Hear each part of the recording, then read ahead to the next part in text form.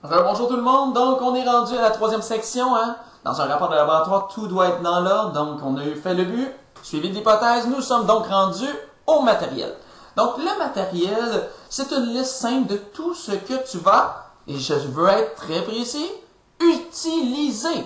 Donc c'est super important de comprendre ceci. Si je te donne un panier rempli de matériel, dont certains outils que tu n'utilises même pas, va pas m'être noté dans la liste de matériel. Donc, c'est seulement le matériel que vous allez utiliser.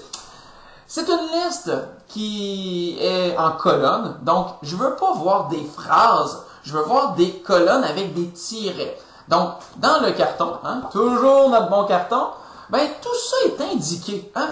Je pense que lorsque vous allez faire justement votre matériel, ben, c'est important d'aller se référer à ce document-là parce qu'il est vraiment très bien fait.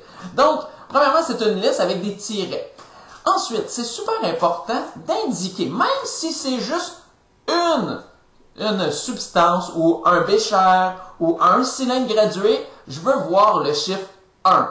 Il y en a plusieurs qui font l'erreur de rien mettre quand il y a une quantité en se référant aux mathématiques, je crois, parce que bien sûr, devant une lettre en mathématiques, on ne met pas le 1.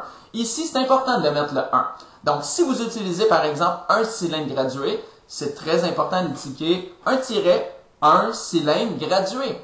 Et la dernière étape qui est super importante, c'est d'indiquer les quantités de chacun des contenants.